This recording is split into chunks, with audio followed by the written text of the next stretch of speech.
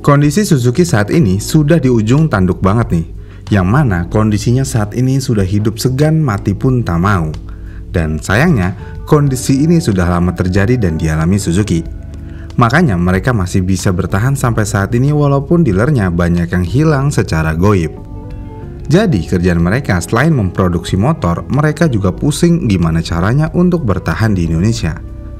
Di video sebelumnya saya sudah memberikan informasi mengenai penjualan terbaik Suzuki dalam sejarahnya di Indonesia, yaitu terjadi pada tahun 2005 yang berhasil tembus di 1 juta unit lebih.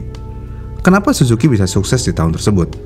Sebenarnya Suzuki bisa sukses di tahun tersebut karena Suzuki benar-benar masih menggunakan tagline-nya, yaitu inovasi tanpa henti, yang mana mereka berhasil membuat sebuah motor yang menjadi penggebrak pasar kala itu. Kita lihat kilas balik ke tahun 94 dulu nih. Suzuki kala itu berhasil membuat sebuah motor paling inovatif, yaitu Shogun. Walaupun motor ini memiliki tampilan mirip GS Tornado, tapi motor ini cukup berbeda, terutama di mesinnya, karena Shogun punya mesin 4 tak, sedangkan Tornado ya 2 tak. Dan Suzuki mengklaim kalau motor ini adalah motor yang paling kencang di kelasnya. Namun bukan mesin yang menjadikan motor ini laku keras, tapi modelnya. Kala itu pada tahun 95, ketika motor masih menganut desain kotak-kotak, Suzuki berani mengeluarkan ide radikalnya dengan membuat motor berbentuk cembung. Dan ini adalah inovasi sesungguhnya dari Suzuki.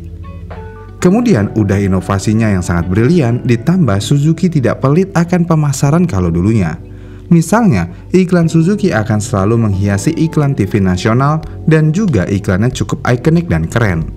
Kemudian Suzuki juga melakukan banyak campaign yang inovatif untuk melawan Honda. Dengan demikian, dari tahun 94 sampai tahun 2000-an awal, Honda dan Yamaha sempat ketar-ketir karena inovatif Suzuki. Tapi Yamaha dan Honda nggak diam diri aja nih, karena Yamaha dan Honda akhirnya membalas Suzuki dengan mengeluarkan Raja Getar dari Honda dan Jupiter dari Yamaha. Tapi serangan Honda dan Yamaha kala itu bisa dipatahkan sama Suzuki dengan mengeluarkan Shogun R generasi ketiga. Motor ini sangat keren pada masanya, desainnya ramping, lampu sipit dan lainnya. Intinya Suzuki masih selera anak muda banget, dan Honda kalah di segmen ini. Shogun dilawan. Tapi Honda akhirnya melawan balik dengan membuat segmen baru, yaitu motor bebek dengan cc 125, yaitu Honda Karisma. Dan Suzuki membalas itu dengan membuat motor yang serupa. Namun sayangnya nih, Suzuki blunder di sini karena mereka fokus buat motor 125 cc, akhirnya produksi Shogun R dihentikan. Padahal motor ini laku. Dan Suzuki akhirnya diambang kekacauan finansial. Namun Suzuki akhirnya bisa mengeluarkan gebrakan baru untuk mengangkat penjualannya lagi dengan mengeluarkan Suzuki Satria F pada tahun 2004. Dan ini adalah motor penyelamat untuk Suzuki. Karena kalau nggak ada Saeb, Suzuki sudah akan hengkang sejak lama dari Indonesia. Dengan hadirnya Saeb, Suzuki akhirnya bisa bernapas lega lagi dengan penjualan yang bagus, yaitu di tahun 2005 bisa mencapai 1 juta unit. Dan akhirnya Suzuki bisa mulai mengembangkan ke segmen lain seperti Matic. Tapi sayangnya, Matic Suzuki bisa dibilang nggak ada yang berhasil, mulai dari Spin, Skywave, dan lainnya. Semuanya gagal laku keras di pasaran. Dan sekali lagi, pada tahun 2006 ke atas, Suzuki mengalami penjualan yang naik turun sampai tahun 2015 puncaknya. Yang mana ini adalah titik terendah Suzuki selama 10 tahun terakhir. Yang mana Suzuki hanya berhasil menjual 100.000 unit motor. Dan setelah tahun 2015, Suzuki tidak pernah bisa menyentuh angka 100.000 unit penjualan lagi. Bahkan setelah si lele keluar dari kolam dan digoreng-goreng pun, penjualan Suzuki masih segitu-gitu aja. Dan karena penjualannya melemah, akhirnya dealer-dealer Suzuki pun banyak yang hilang tiba-tiba. Kok nggak ada yang hilang, blok? Selain itu, spare part third party motor Suzuki pun menjadi susah didapatkan. Dan yang terakhir, harga jual motor Suzuki sangat anjlok. Dengan demikian, Suzuki nggak ada peminatnya. Dan jika sudah nggak ada peminat, berarti Suzuki sudah tamat. Dan jika kita mau ngomong secara harfiah, Suzuki Indonesia sepertinya memang sudah masuk ke bab terakhir alias mau tamat memang. Ya ini karena mereka belum ada motor gebrakan baru yang bisa memperpanjang nafasnya di Indonesia. Karena mereka masih aja berfokus ke India. Tapi nih sebenarnya ada satu motor Suzuki yang bisa menyelamatkan Suzuki dari kepunahan di Indonesia. Motor apa itu? Yaitu Suzuki Saluto. Suzuki Saluto adalah motor Suzuki yang dipasarkan di pasar Taiwan dan Jepang. Modelnya, kita banget. Dan banyak pecinta Suzuki, bahkan bukan pecinta Suzuki pun ingin memiliki motor ini. Dan ini adalah jawaban Suzuki satu-satunya untuk saat ini, yaitu memboyong motor ini dan menjual motor ini di Indonesia.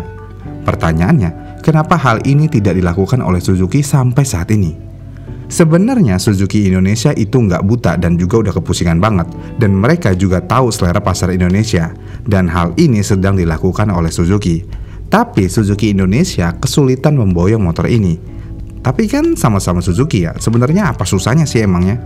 Sebenarnya Suzuki Saluto bisa dibilang adalah motor dengan desain eksklusif untuk pasar Taiwan yang bekerja sama dengan recorder lokal.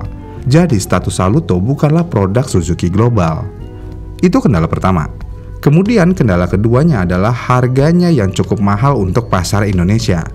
Karena faktanya adalah Suzuki Saluto 125 adalah motor matic kelas menengah di Taiwan.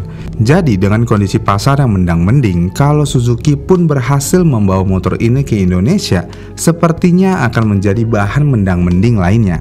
Dan karena harganya cukup mahal dan perizinannya yang rumit, paling mungkin ya satu-satunya cara untuk membangkitkan penjualan Suzuki lagi bukan membawa motor ini dari Taiwan, melainkan Suzuki Indonesia membuat motor matic dengan desain yang mirip atau serupa dan menggunakan nama lain. Dan jika Suzuki melakukan hal tersebut, maka harga motornya akan jauh lebih murah daripada yang seharusnya. Dan juga desainnya juga bisa menyesuaikan selera pasar Indonesia. Tapi ini ternyata juga masalah nih. Tenang. Karena biaya R&D dan plan produksi juga sangat mahal. Dengan kondisi finansial Suzuki yang seperti ini, kayaknya ya agak sulit. Ditambah Suzuki Indonesia juga nggak punya kewenangan untuk melakukan hal ini. Dengan demikian, semua hal itu sulit dilakukan.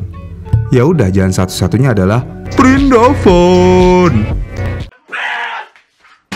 Jadi sayangnya jika tidak ada produk motor segar seperti Saluto, maka Suzuki memang sudah berada di ujung bab dan harus segera tutup buku. Dan buat kalian yang masih punya Saeb, apalagi generasi lama, udah simpen aja tuh motor.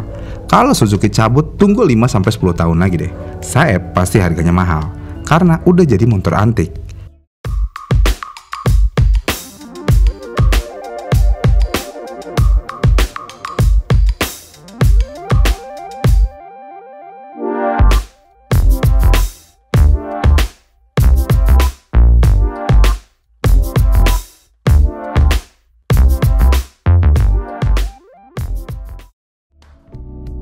Gimana nih menurut kalian? Apa yang akan terjadi dengan Suzuki jika tidak ada motor segar dalam waktu dekat? Komen di kolom komentar di bawah ya.